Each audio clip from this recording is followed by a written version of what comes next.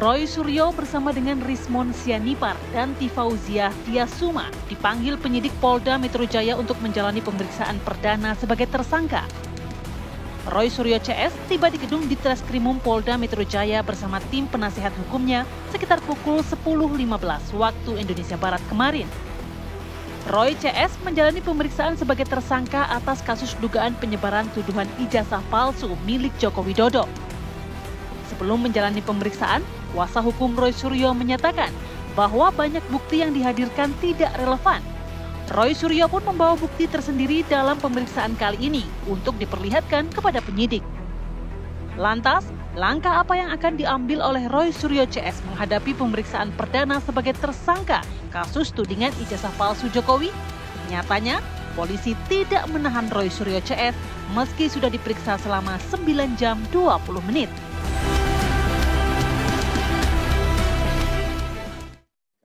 Keterangannya setelah ini kepada ketiga tersangka kami perbolehkan untuk kembali ke rumahnya masing-masing.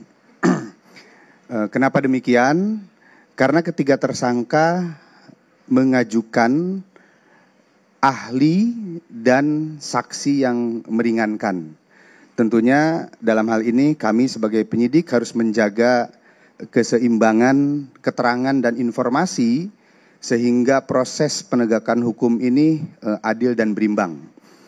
Kami akan melakukan konfirmasi dan pemeriksaan terhadap saksi yang diajukan, saksi yang meringankan, begitupun juga terhadap ahli yang meringankan atas permintaan atau permohonan para tersangka.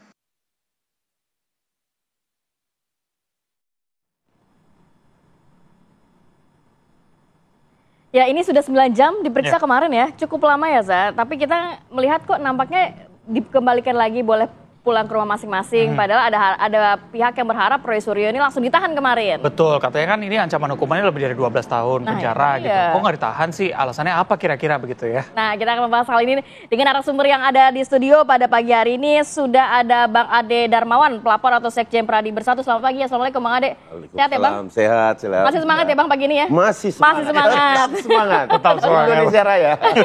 Kemudian juga ada Pak Abdul Fikar Hajar, pakar hukum pidana Universitas Trisakti. Pak Abdul Fikar, sehat Pak? Ya, selamat pagi. Kemudian juga ada Bang Ahmad Kozinudin, kuasa hukum Roy Suryo. Betul sekali. Assalamualaikum. Kalau saya semangatnya jujur, nggak dipaksakan yang sudah lemes, gitu? tapi tetap merasa semangat. Nggak jadi tahan lemes sebenarnya. Pura-pura semangat lah.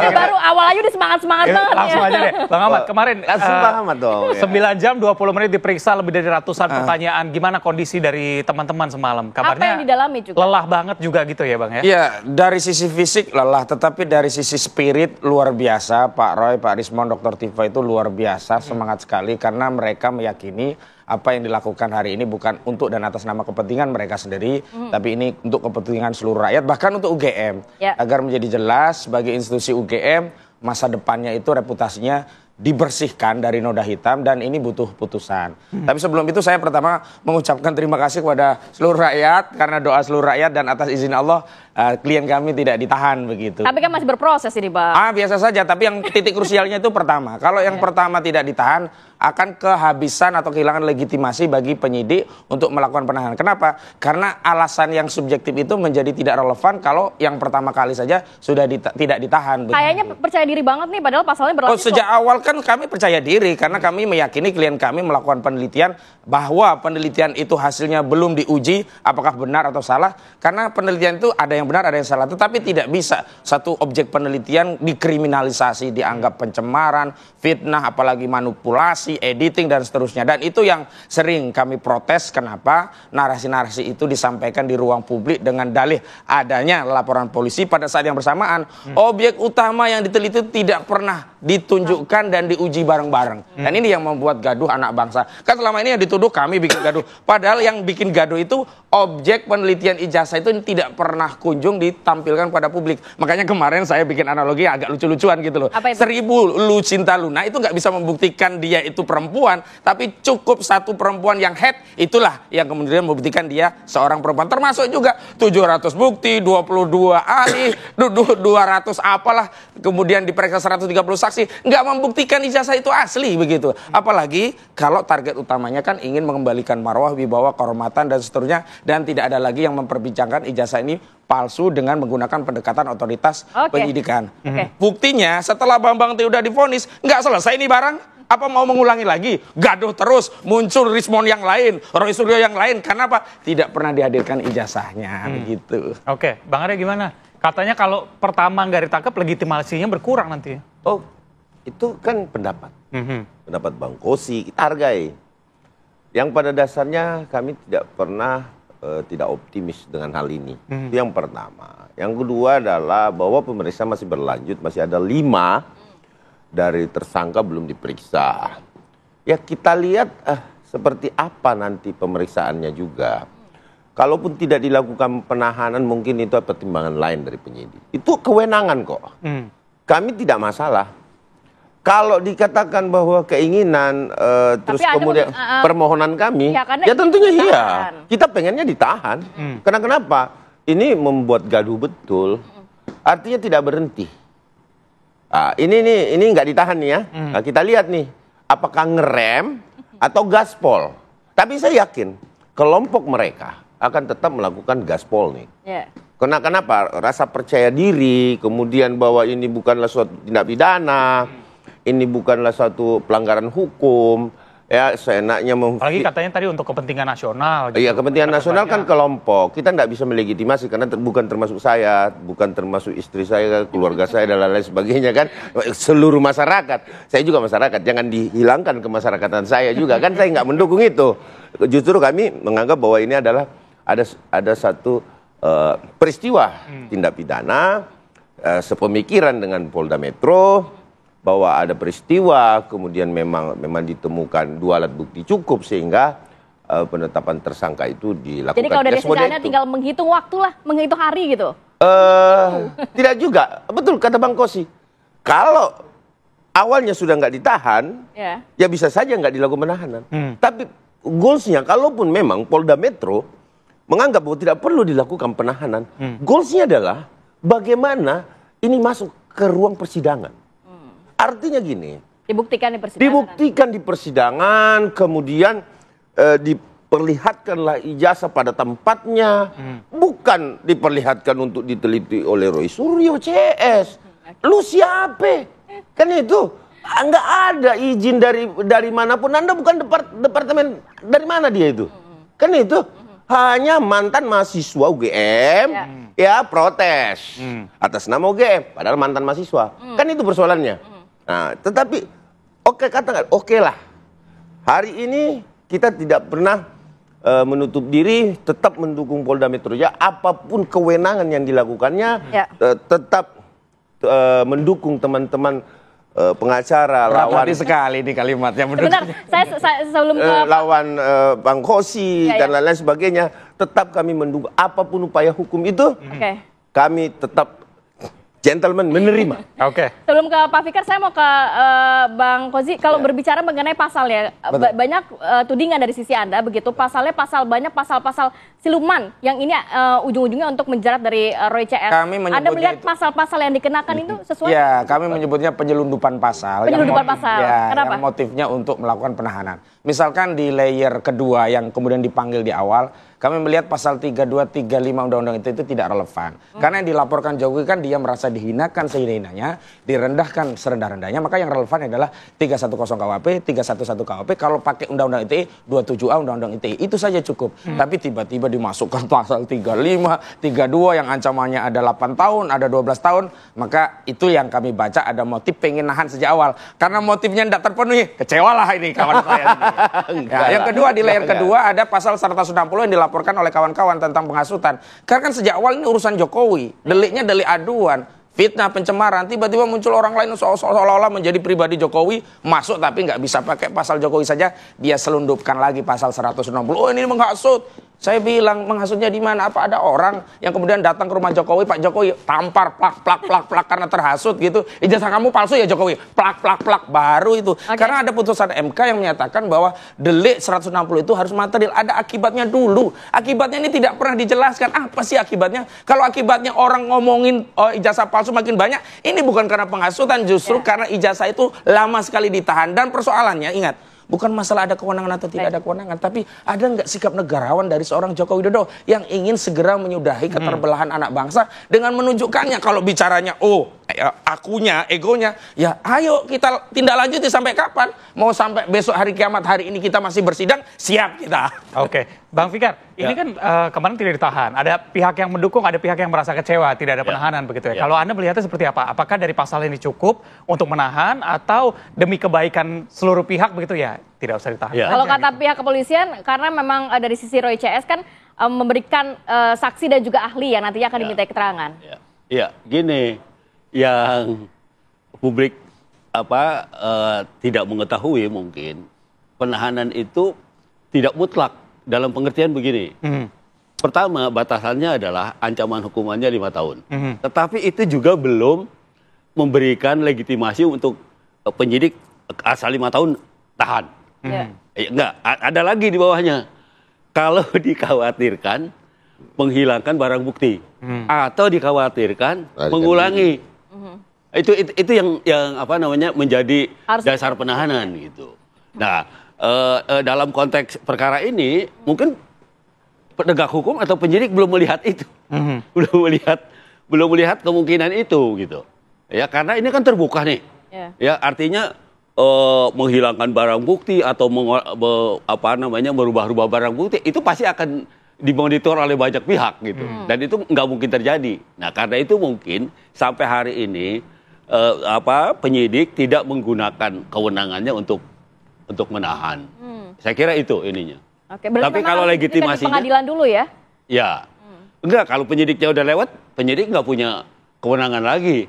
Kalau sudah sampai ke penuntutan, jaksa yang punya kewenangan menahan. Kalau sudah sampai pengadilan, hakim. Gitu. Tapi kalau Anda sendiri dari sisi hukum melihatnya pasal-pasal yang dikenakan oleh kepada Roy CS tadi dikatakan ada beberapa pasal yang diseludupkan. Itu sudah sesuai belum sih kalau menurut Anda? Nah, kalau soal pasal itu kan tergantung pada penyidiknya. Penyidik juga tergantung pada laporannya, pada pengaduannya. Gitu. Jadi mengkonstruksi dulu pengaduannya apa, baru dikonstruksi oleh penyidik itu menjadi pasal. Gitu, baru dikonstruksi menjadi pasal. Dan jadi sangat mungkin umpamanya untuk nambah pasal, penyidik harus panggil juga pengadunya, nambah keterangan unsurnya umpamanya. Harus seperti itu, nggak bisa sembarangan juga gitu. Nah, sudah dipanggil belum ini pengadunya gitu ya? Iya, kalau bertambah pasal umpamanya. Ternyata unsurnya kurang, panggil dulu pelapornya, ditambah dulu, dibikin dulu keterangan, baru dia bisa menerapkan pasal ini. Jadi menurut saya nggak sembarangan. Saya kira penyidik juga pasti hati-hati gitu, ya. Karena enggak, ya dia akan dihantam oleh tersangkanya, penasihat hukum tersangkanya. Pasti sudah ada upaya hukum yang lain gitu, entah pra-peradilan, entah itu keberatan pada atasannya, entah upaya hukum yang lain gitu. Nah, karena itu perkara ini sama-sama mengontrol, baik pelapor maupun yang tersangkanya. Oke, Bang Arya gimana? Sebagai pelapor, menurut Anda seperti apa? Kalau terkait bahwa ada pasal selundupan dan lain-lain sebagainya, memang sejak awal pasal itu sudah dilaporkan. Jadi kami berdiskusi dengan tim hukum dan tim pengacara Pak Jokowi juga, memang sudah ada. Pasal 3532 itu sudah dilaporkan oleh pihak kuasa hukum sebelah. Di kita memang mengambil untuk kepentingan kelompok kita yang memang dari awal melihat ini ada sesuatu yang memang tidak hanya pribadi Pak Jokowi, tetapi ada pelanggaran hukum secara umum kan gitu. Makanya kita ambil delik bukan delik aduan, tapi delik murni atau delik umumnya kan. Jadi 160, 28 ayat 2 itu juga sudah ada, dan 45A itu sudah ada. Itu dari laporan kami memang. Terus kemudian dari pihak tim kuasa Pak Jokowi juga sudah menerapkan 32 dan 35 ini. Karena itu tadi bahwa adanya memang kita lihat bahwa adanya manipulasi sesuatu yang otentik dikatakan tidak otentik kan. Nah, itu yang mungkin pemahaman yang ada pada pemikiran tim lawyer, sehingga diterapkanlah pasal itu untuk dijadikan laporan polisi. Namun apapun itu kita lihat ini kan masih berlanjut. Ring tinju masih ada spare nih, ya. Ring tinju masih ada spare. Olahraganya harus kuat. Iya harus kuat nih. Aku sama Bang Kosi ini mikir bareng nih. Kalau gua kalah di sini nih, gua harus begini nih kan itu. Nah, tentunya seperti itu. Tetapi apapun itu kita tetap bersahabat. Ini adalah satu profesi yang tentu kita jaga kode etiknya, ya. Karena tidak boleh kode etik itu melarang kalau kita berperkara terus di belakang layar kita berantem, itu nggak boleh itu. Itu maksudnya kode etik itu. Jadi seperti itu. Artinya apapun itu kita tetap mendukung. Berantem atau berkolusi nggak boleh juga. Oh nggak boleh, itu kode etik juga Bang. Itu kode etik juga. Jadi betul yang dikatakan ahli bahwa memang ruangnya ada ketika kemudian ada penyelundupan pasal, itu bisa digugat. Tetapi ketika juga tidak diterapkan pasal itu, kita juga punya ruang untuk hal itu. Gitu. Ini udah sama-sama punya. Senyum-senyum di ujung deket ring nih. Nanti kita akan bahas ya dari sisi Anda seperti apa tanggapannya, sudah disiapkan untuk bertinju secara sehat. Tapi saat lagi tetap bersama kami di Apa Kabar Indonesia Pagi. Assalamualaikum warahmatullahi wabarakatuh. Baik, kembali lagi bersama kami di Apa Kabar Indonesia Pagi. Bang Hamam sepertinya sudah gatal untuk berkomentar, silakan Bang. Ya, yang pertama apa kabar Bang Ade, nggak ditahan ya klienku ya, moga-moga baik saja begitu. Soalnya begini, penyelundupan itu bukan berarti karena sejak awal dilaporkan. Kalau munculnya pasal-pasal aneh itu setelah penyidikan berarti penyidik yang menyelundupkan. Kalau sejak awal tidak relevan dimasukkan oleh pelapor, memang Jokowi yang jahat sejak awal menyelundupkan pasal ini dengan motif agar kasusnya nanti kalau jadi tersangka bisa ditahan. Tapi atas dukungan rakyat, dan tentu saja saya katakan ini bukan faktor hukum. Faktor dukungan rakyat. Karena kemarin analisa kami kalau ditahan marah semua rakyat. Dan kalau marah semua rakyat tentu akan mendelegitimasi siapa? Bukan hanya polisi, presiden hari ini. Maka dugaan saya juga ada intervensi kekuasaan yang minta janganlah, jangan ribut, jangan ditahan. Kalau mau berantem tapi jangan ditahan, kira-kira begitu. Dan bagi kami fair. Karena kami pun ingin sampai pada proses pengadilan yang sejak awal kami menghimbau kepada saudara Joko Widodo, Pak Ridwan ya, itu jangan mencabut. Karena kami juga khawatir dulu targetnya hanya agar bisa berdamai, karena nggak bisa terus dicabut karena takut masuk pokok perkara. Nah, kalau dicabut kan kami kehilangan objek, nggak jadi kita kemudian menguji ijazah itu. Nah, itu yang kami harapkan adalah sampai ke pokok perkaranya. Yang kedua, ini kan soal baru saja kita di tingkat penyidikan.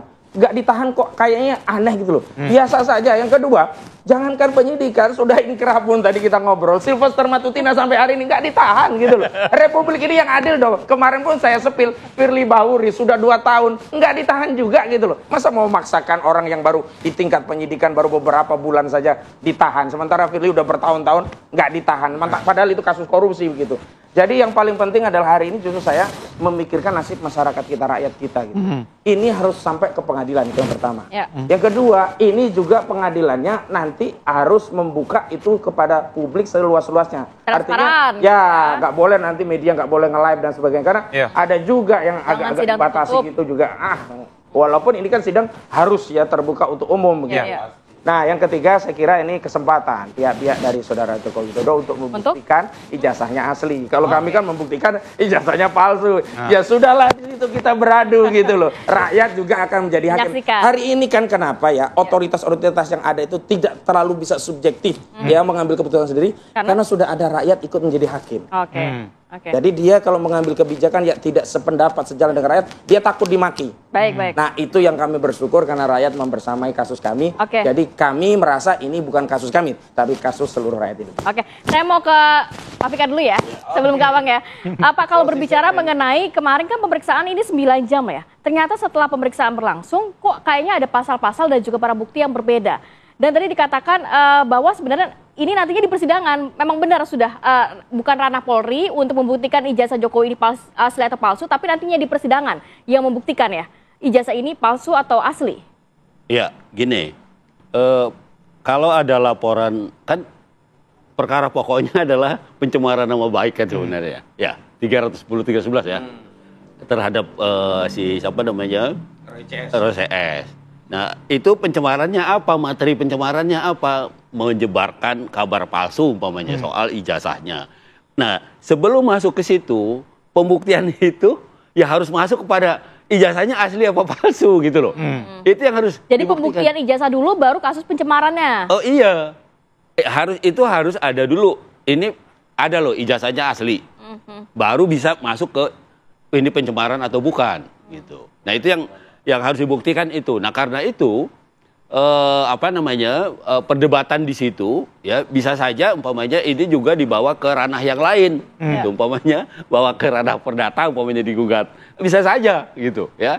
Karena sampai hari ini di pidana itu polisi belum penegak hukum belum membuka ini loh Roy CS ini di proses pidana karena dia menyebarluaskan kabar yang bohong umpamanya tentang ijazah palsu yang ini. Nah, kan belum ada begitu kan. Nah, itu yang nanti akan dibuka di pengadilan. Bahkan Roy CS mengatakan ya harusnya yang disangkakan ya yang pertama kali mengupload Dian itu ya. Ya itu kalau kaitannya dengan Undang-Undang ITE karena Undang-Undang ITE itu kan berkaitan mendistribusikan agar bisa diakses di sebuah sistem informasi elektronik. Yang melakukan itu kan Dian Sandi. Yang kemudian menjadi perdebatan. Klien kami nggak melakukan apa-apa. Roy itu nggak punya akun sosmed loh. Lalu dia di mana ITE-nya gitu loh.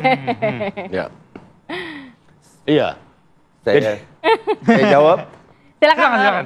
2020 di cuitan Pak Roy Suryo kita temukan ada cuitan dan di situ sudah diposting kok ijazah Pak Jokowi. Diposting terus sudah ada pertanyaan di bawahnya, ada kalimat-kalimat lah yang sudah diposting dan itu 2020 Februari. Dan itu kita ada alat buktinya. Buktinya ada ya? Iya, bahwa memang ini diorkestrasi oleh beliau. Oke, captionnya apa kalau boleh tahu? Masih ingat nggak Bang? Saya 2020 agak lupa ya? Agak lupa karena saya nggak. Tapi sebagai masyarakat Indonesia agak sedikit kritis gitu. Iya, bisa gitu Bang? Bukan kritis itu. Itu lebih bukan menyudutkan kritis. saat itu. Lebih kepada tendensius mengatakan bahwa ini sesuatu yang tidak benar. Lebih tendensius ke situ. Bahwa kemudian harus dibuktikan sesuai dengan ahli tadi katakan bahwa harus dibuktikan asli dulu baru ada tindakan pencemarannya. Berkali-kali UGM melakukan klarifikasi bahwa ini ijazah benar. Otoritas mengatakan seperti itu. Bahwa kemudian pembuat SIM, saya analogikan pembuat SIM ya kan, Polda Metro misalkan membuat SIM kemudian sudah diakui bahwa itu SIM asli. Tetap aja masyarakat Indonesia menilai atau kelompok, bukan masyarakat Indonesia, kelompok, karena kita juga punya masyarakat kan. Kelompok mereka tetap mengatakan bahwa ini nggak asli. Nah ini persoalannya adalah bukan mau melihat ijazah ini. Tapi kasih ke saya teliti. Itu intinya. Nah, lagi pula UGM itu sekali lagi hanya melakukan klarifikasi. Ntar dulu bang.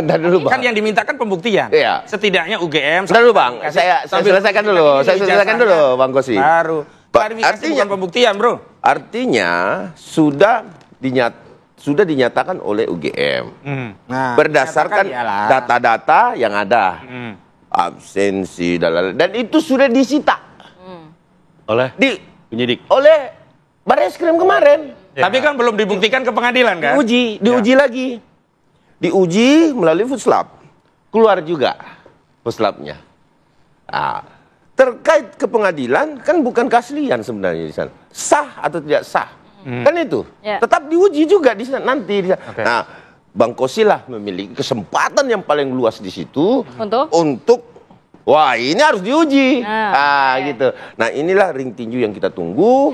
Gitu ya Bang? Ditahan, tidak ditahan, apapun keputusan Polda Metro Jaya, kami tetap mendukung sebagai orang yang melaporkan dan menyerahkan penuh kepada negara. Berarti pengujian asli atau tidak nantinya pihak Anda juga menunggu itu? Tetap, bukan menunggu. Kita tetap menyerahkan kepada pengadilan. Dan teman-teman yang ingin komplain bahwa ini belum diuji, silakan monggo kerso diuji. Ini tunjukkan kok, gitu loh. Pak Fikar ada yang mau ditambahkan? Ya,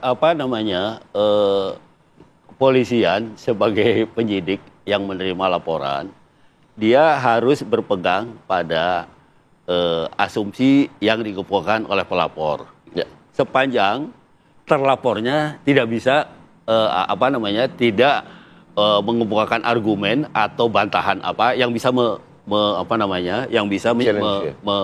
mengimbangi. Gitu. Nah, jadi dua-duanya harus diakomodasi. Ya, di satu sisi pelapor itu sebagai dasar sangkaannya, ya, mengeluarkan bukti itu tadi, ya. Di sisi lain si terlapor juga dia punya hak untuk mengajukan pembuktian bahwa umpamanya bukti yang diajukan itu palsu atau tidak sah atau apapun namanya gitu. Nah, jadi boleh gitu, ya. Boleh, hanya saja proses pidana itu negara dalam hal ini kepolisian, dalam hal ini penyidik kepolisian, dia mengakomodir dari pelapor. Ya. Walaupun secara hukum terbuka, terlapor juga bisa mengajukan argumen, menambah bukti, terbuka juga gitu. Dan ini harus gitu, tradisi ini harus. Kalau yang dulu-dulu kan bahkan yang namanya tersangka didampingi pengacara aja tidak gitu. Kalau yang dulu-dulu ya. Terus kalau lapor diperlakukan seperti terlapor. Seperti itu gitu kalau dulu gitu ya. Nah, sekarang mestinya ya jadi terbuka karena kedudukannya sama. Pelapor maupun terlapor gitu.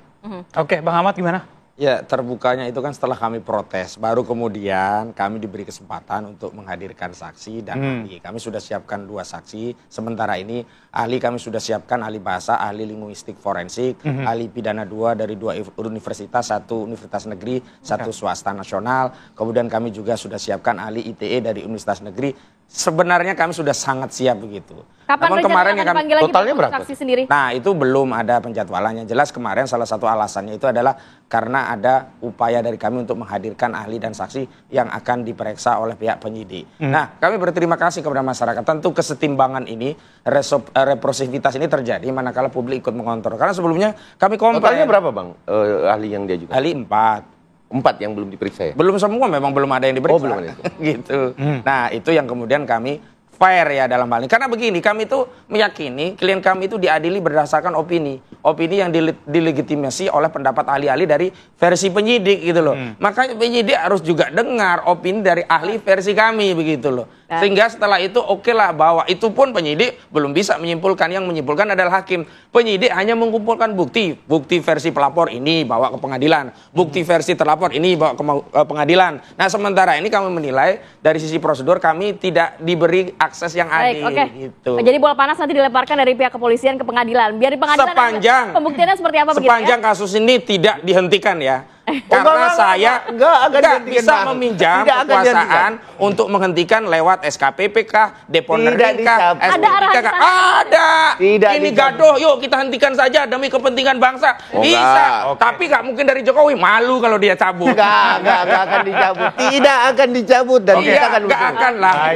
Sudah janji, sudah jadi tidak akan dicabut sama-sama. Malu kalau nyabut. Akan sama-sama dibuktikan nanti di pengadilan. Terima kasih bahwa pagi ini sudah hadir. Sehat selalu ya. Pemirsa, kita akan jeda terlebih dahulu. Saya jeda, kami punya informasi lainnya untuk Anda. Di antaranya ada yang diduga menjadi salah satu tempat sarang narkoba. Rumah kosong di Aceh ini digeruduk oleh ibu-ibu, bahkan sampai dihancurkan rumahnya ya. Kita akan lihat selengkapnya usai jeda.